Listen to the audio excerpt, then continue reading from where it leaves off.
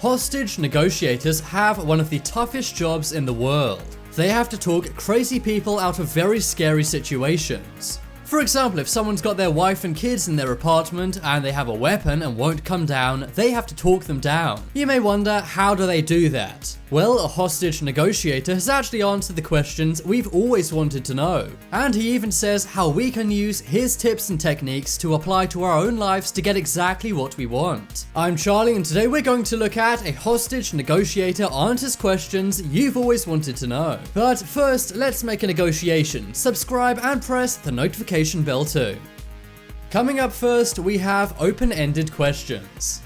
One thing every crisis or hostage negotiator has to do is make the person open up. And because of this, you do not want to ask the suspect yes or no questions. If you ask them open-ended questions which don't result in just yes or no answers, they'll open up a lot more. For example, if they're in a tough situation, they may say, "Sounds like a tough deal, tell me how it all happened."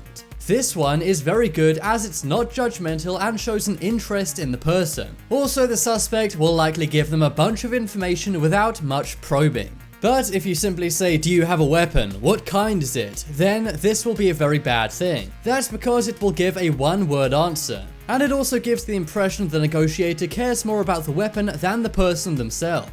A lot of the time, people in these situations are actually crying out for help. A lot of the time, they don't want to harm anyone, but just simply want some attention. Next up is effective pauses. You may think you may not want to pause very much when you're talking to a suspect, but actually pausing is like a superpower to a hostage negotiator. It can be used for emphasis and also to encourage someone to keep talking. For example, if you simply ask a question and then don't respond immediately, they'll give you a more detailed answer. Also, if you're not going back and forth constantly, this can diffuse things and make people get way less emotional. A meaningful dialogue will result in lots and lots of silences at the right times. Negotiators are experts in using silence, and you can use it yourself. For example, if you say to someone, "Where were you last night?" and they say "out," and then you simply pause, they'll give you more information. That's because they won't want to have an awkward pause and will fill that gap with more info. Next up is minimal encourages. In general conversation, we do this all the time. These are brief statements or words to let someone know that you're listening to them and for them to keep talking. For example, as someone's going through what they're saying, you can keep saying, "Okay, yep, I see." Saying these very subtle things the person won't even really notice will encourage them to keep talking. But because you're encouraging them and letting them know to continue, this actually gives you more control over the situation. A lot of the time, hostage negotiators simply want to bide time. This allows the police to go in if they have to, or maybe just get the guy to calm down and come down on his own accord. So, doing this and getting the guy to talk lots and lots and lots and really mull the situation over can diffuse the entire situation and resolve the crisis. Coming up next, we have mirroring. Mirroring refers to repeating the last word or phrase said by the suspect. This shows you're listening to the suspect and are engaged. They likely won't even notice on a conscious level, but their subconscious will. So just simply repeat the last word or two. For example, if someone says they feel ignored and annoyed, you can say, "So you feel ignored and annoyed, huh?" This simple thing lets them know you really care and will get them to open up a lot more.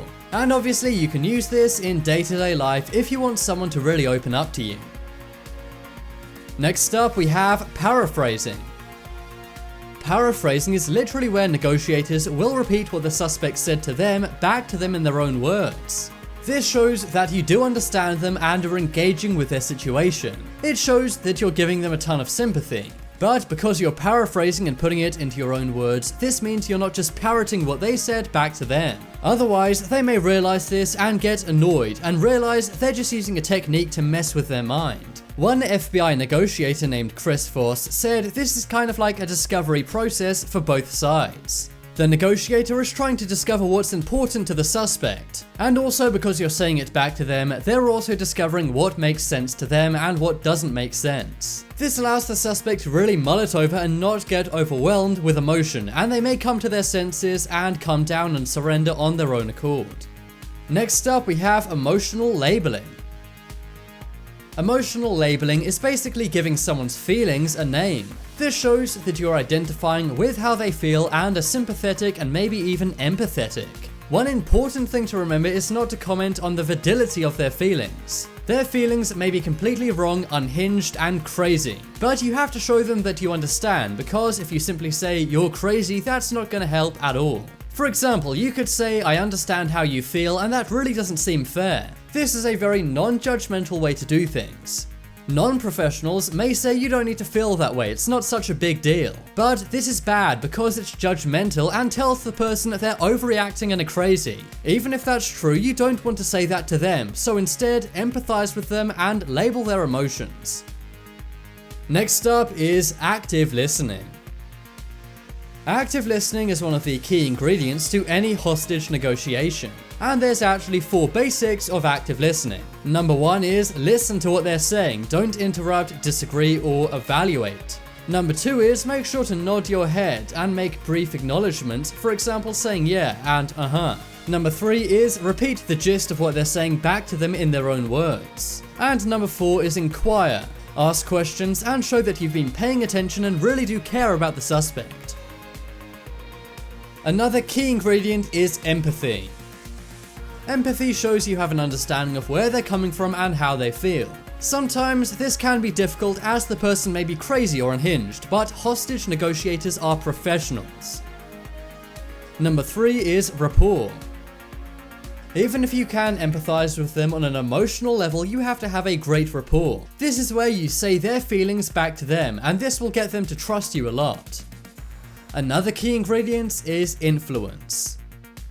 For example, now that someone trusts you, you can then work on the problem-solving aspect and then recommend a course of action. For example, you may say to solve this problem, the best thing to do would be to throw the weapon out of the window. Or maybe say, come downstairs and let's talk and have a coffee. But before you do any of this, you have to build up trust, otherwise they may seal themselves off and not even want to talk. And number 5 is making sure you get some kind of behavioral change. Remember, you can listen to the person and have a great rapport and empathize with them all you want. But really, the number 1 thing a hostage negotiator is trying to do is get some kind of behavioral change. People are not puppets, so you need to use psychology to change their behavior. For example, if you want someone to come out with their hands up, you can't just say that or force them to do so. So, hostage negotiators will spend years or maybe even decades perfecting all of these ingredients to get behavioral change from suspects. But now it's time to make your guys' opinion heard. Would you ever want to become a professional hostage negotiator? Vote in the poll in the top right corner and let me know. If you want some more amazing videos, then check out my second channel. There'll be a link to that on screen in a moment. But as always, thanks for watching. Check out some more videos on screen right now. Leave a like if you enjoyed, and if you haven't already, what are you waiting for? Subscribe to Top 10s.